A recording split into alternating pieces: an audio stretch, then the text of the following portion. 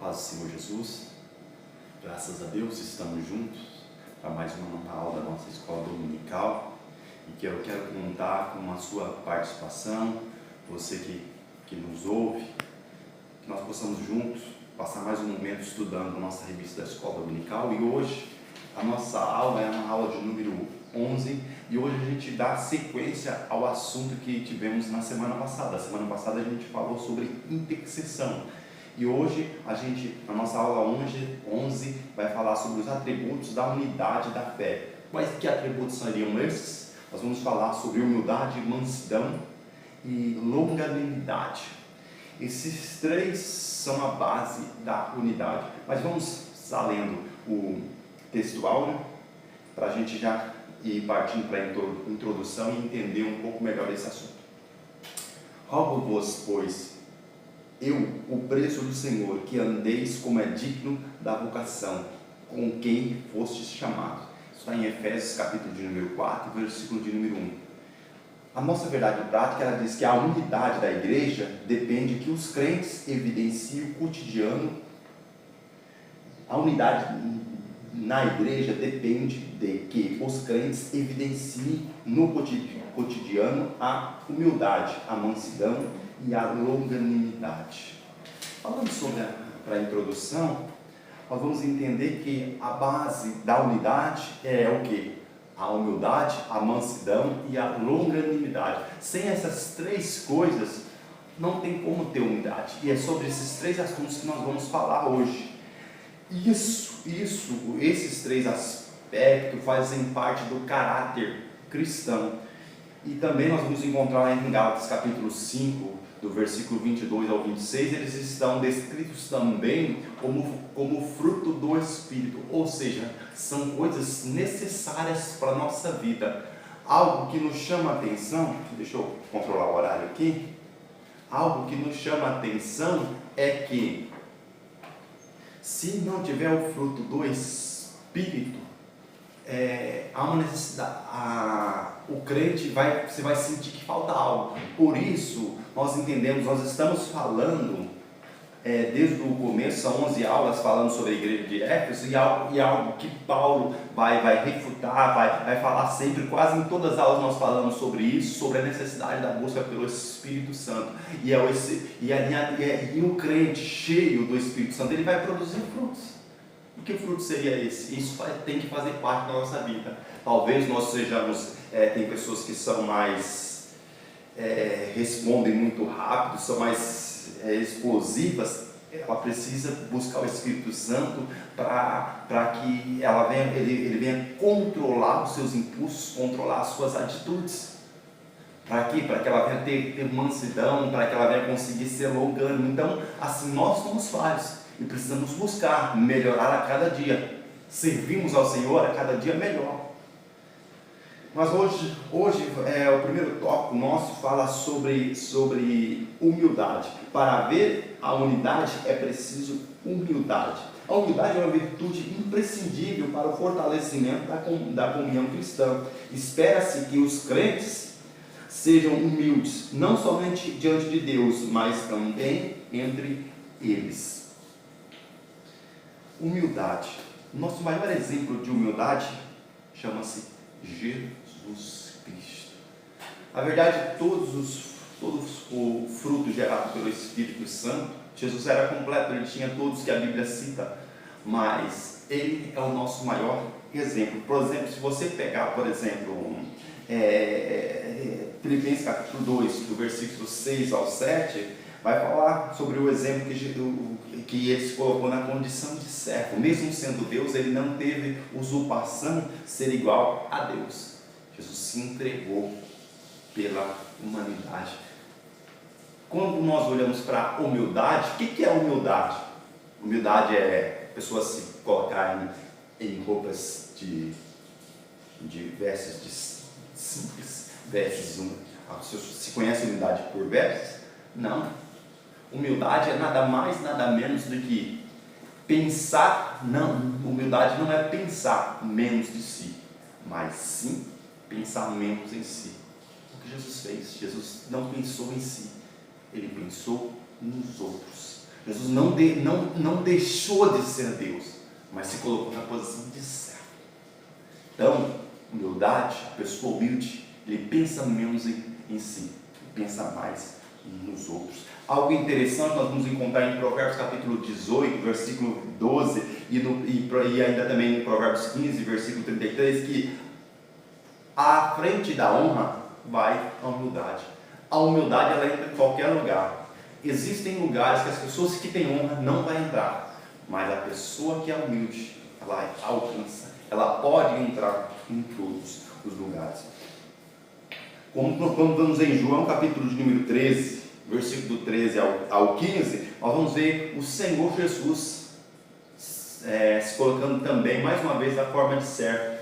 Ele lava os pés dos discípulos, mostrando para nós a verdadeira humildade, se colocando no lugar do outro, valorizando o trabalho do servo. Ninguém queria, naquela ocasião, ninguém queria tomar aquela posição de lavar os pés dos discípulos, um do outro. Eles chegaram no lugar e ninguém queria se colocar na posição de servo, porque achavam que aquela condição de servo era o servo da casa, do lugar, que teria que lavar os pés, mas ninguém queria se colocar naquela condição, desvalorizando aquele que estava na posição. Aí Jesus deu um exemplo, pegou e se colocou naquela posição, valorizou o trabalho do servo. E nós precisamos entender isso, a necessidade de valorizarmos o trabalho de todos. Isso é humildade. Às vezes a pessoa está lá em cima e ela não valoriza quem está lá embaixo, mas se esquece que muitas das vezes, para ele estar lá em cima, alguém teve que trabalhar lá embaixo. Às vezes nós estamos lá no púlpito ou em lugares de destaque, mas esquecemos que tem alguém intercedendo, esquecemos que tem alguém segurando a nossa corda e achamos que esquecemos daqueles que estão lá em trás. Paulo, eu esqueci, não me lembro a referência agora, mas ele vai falar sobre os remadores, aqueles que estão lá embaixo, remando. O navio, muitas das vezes a gente vê o piloto que está lá em cima, mas se esquece daquele que está lá embaixo. Antigamente os barcos eram a remo, e para aqueles que estavam lá em cima ficar, vamos dizer assim, tranquilos, os de baixo estavam remando, e ninguém nem conhecia quem estava remando, mas estava remando. Existe uma coisa que muito há hoje, chamada falsa humildade. As pessoas querem se dizer humildes, mas é uma falsa humildade por quê? Porque por causa dos interesses. Ela só quer autopromoção, ela quer ganhar status. Isaías capítulo de número 32, versículo de número 6, vai falar algo muito interessante disso, porque o louco fala loucamente, e o seu coração pratica iniquidade. Ele fala dessa questão de falar demais, de querer posições. Filipenses capítulo de número 2, versículo de número 3, vai falar sobre essa questão de reconhecer o próximo. A pessoa que ela é humilde, ela não é orgulhoso, ela não é supimpa, tá? Ela não age com arrogância, tá? Algo interessante, certo escritor diz que o grande mostra a sua grandeza pela maneira como trata os pequenos. E aí, mais uma vez, nós vamos ver o exemplo de Jesus, a sua maneira de tratar os pequenos, a maneira como Jesus tratava os pobres, os ricos, os pecadores, os enfermos. Jesus não fazia acepção de pessoas. Para Jesus todos eram iguais. E aí nós vemos mais um exemplo de humildade da parte do Senhor Jesus. Nós precisamos entender que nós estamos em constante mudança, e em tudo, e naquilo que temos falta, precisamos melhorar. Por isso, mais uma vez, nós reforçamos o trabalhar do Espírito Santo. O segundo tópico ele vai falar sobre mansidão.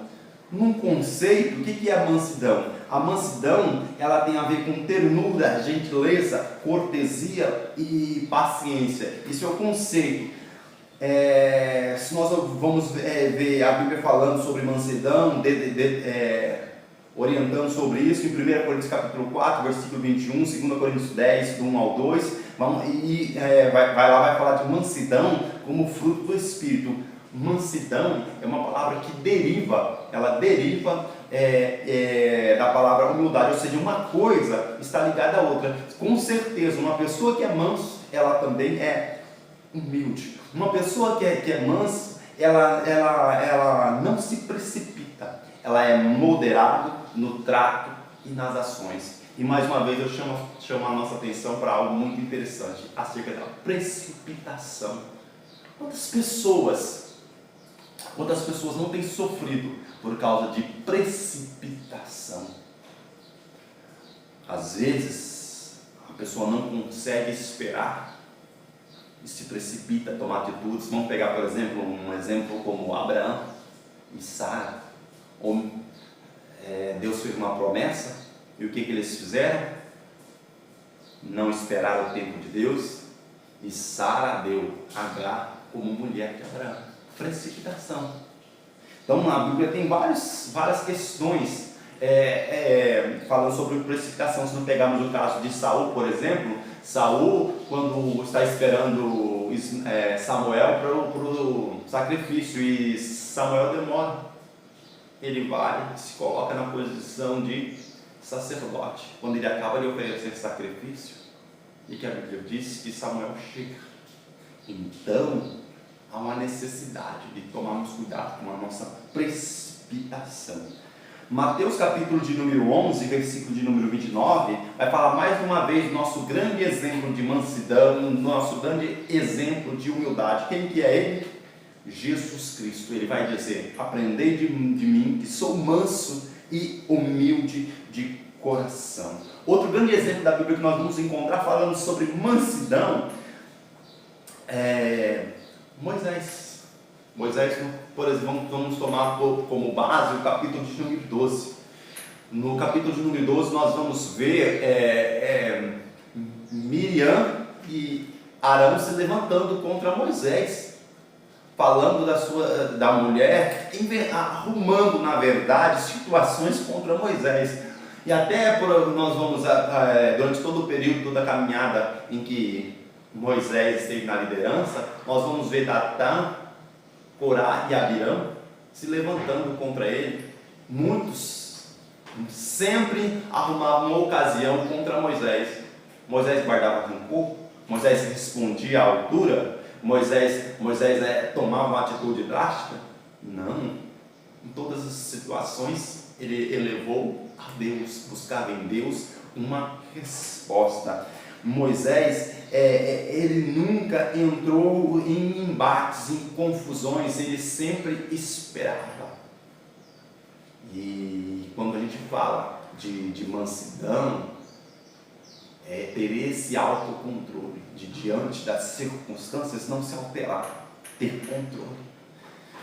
Se nós juntarmos esses três aspectos que nós estamos falando do caráter cristão, a mansidão, a longanimidade e humildade, nós vamos ver que exige um autocontrole. E quem age assim, ele consegue, a igreja que age assim, ela consegue viver em unidade. Não tem como viver em unidade sem esses três aspectos. Uma pessoa mansa, muitas vezes ela sofre maus tratos, às vezes em algumas circunstâncias ela é até prejudicada, mas ela não responde. Não é por causa do medo. Às vezes as pessoas falam que olham uma pessoa e ela é mansa e eles acham que ele tem medo de responder. Não é. Isso aí se chama autocontrole, isso se chama posicionamento. Algo que nos chama a atenção, isso se encontra, nós vamos entender em Tiago capítulo 3, na epístola de Tiago, no capítulo 3, vai falar sobre algo muito interessante, sobre a nossa língua. Um pequeno membro que pode incendiar bosque. Mas Tiago fala que aquele que consegue refrear a sua língua, esse tal varão é perfeito. Nós temos que buscar isso. Falar menos, ouvir mais. Quando nós lemos Isaías capítulo 32, versículo 6, fala daquele que fala loucamente. Às vezes as pessoas ouvem, já saem falando e não buscam a veracidade dos fatos. E isso nos dias de hoje tem matado muitos cristãos pelo fato de falarmos demais. Às vezes fatos que não são bem como ouvimos e somos publicadores de más notícias. Ouvimos uma notícia e não temos a certeza da veracidade dela e saímos publicando, falando. E nós temos que tomar cuidado com isso. A igreja ela tem que ser diferente. A igreja é um referencial. Então, se ela é um referencial, nós temos que tomar atitude diferente. Para o mundo é normal sair falando, publicando um monte de fake news. Mas a igreja não pode ser assim. Nós, como igreja, temos que buscar um caráter cristão, um caráter cristocêntrico. Nos preocuparmos com aquilo que falamos, falarmos menos. Se for coisa boa, se for notícia boa, publica, espalha. Mas se a notícia é ruim, toma cuidado. Toma cuidado com aquilo que fala, porque depois que fala, não tem como voltar atrás. A palavra depois de dita, ela não volta atrás. Existem muitos cristãos mortos espiritualmente por causa de palavras, e palavras muitas das vezes mentirosas. Existem famílias sendo destruídas por causa de palavras mentirosas ou situações que não deveriam ter sido faladas. Então, nós como cristãos devemos ser diferentes, devemos controlar a nossa língua. Partindo agora para o final e entendendo, falando sobre o tópico de número 3, Paulo fala sobre longanimidade. A virtude da longanimidade capacita o crente a ser tolerante com erros alheios, a liberar perdão aos opressores. Algo muito interessante aqui, Paulo falando sobre longanimidade, fala sobre autocontrole, sobre tolerar os mais fracos. Nós vamos encontrar, longanimidade ela tem a ver com paciência, com tolerância, com suportar. Nós vamos encontrar versículos falando sobre isso em 1 Pedro capítulo 3, versículo 20 e 2 Pedro 3, versículo 9. Algo que nos chama a atenção quando a gente fala de longanimidade é essa questão de tolerar os mais fracos, ou seja, suportar. Nem todo mundo consegue vencer, estar no mesmo nível ou mesmo patamar, mas há uma necessidade de olharmos para aqueles que às vezes cometem excessos, que às vezes que se deixam levar por alguma circunstância. E Paulo fala sobre isso, escrevendo nessa lição de hoje. Nós falamos como base Efésios capítulo 4, do 1 ao 4. Paulo vai falar sobre essa necessidade de suportarmos uns aos outros, de tolerarmos aqueles que por alguma situação acabam caindo. Essa questão de tolerar entra muito na questão de perdoar. Muitas vezes nós vemos pessoas caindo e há uma necessidade de ajuda, suportar, de chegar para o nosso irmão, para a nossa irmã e o ajudar a melhorar, a se fortalecer. Como nós já temos visto no andamento da lição, muitas vezes as pessoas veem as pessoas errarem, muitas vezes saem publicando, divulgando. Igreja não é para isso. A um ao outro ajudou, e ao teu companheiro disse: esforça-te. Há uma necessidade de nos ajudarmos, de nos fortalecermos, de carregarmos a carga uns dos outros. Algo interessante nós vamos encontrar em Salmo, capítulo de número 86, versículo 15, vai falar sobre que Deus é longânimo e tardio em irar. E nós precisamos ter essa mesma característica de ser longânimo, de tardio em irar. E algo mais interessante é que ireis, a Bíblia vai dizer, ireis, mas não pequeis. Você pode até se irar, mas não deixa o sol se pôr sobre a sua ira. Então, nós precisamos tomar cuidado com as nossas atitudes. O nosso Deus é longânimo. E nós precisamos ter essa mesma característica, esse mesmo aspecto. Isso precisa fazer parte da nossa vida. Precisamos ter autocontrole, ser paciente, ser tolerante, suportar os mais fracos. Agora, terminando essa lição, essas características elas são baseadas em amor. 1 Coríntios capítulo 13, do 1 ao 7, vai falar acerca do amor. O amor como base de tudo. E o amor precisa fazer parte da nossa vida. Essa característica, aquele que vive em amor, ele é manso, ele é tolerante, ele é longânimo, ele é humilde, ele é manso. Que possamos deixar esse caráter de Cristo fluir. E naquilo que temos falta, naquilo que temos errado, há uma necessidade de deixarmos o Espírito Santo guiar, direcionar as nossas vidas. Tá?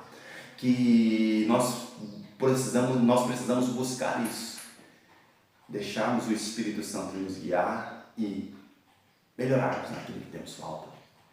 Hoje, nós podemos ser melhor do que ontem. Que nós possamos ter um caráter influenciador, um caráter cristão influenciador.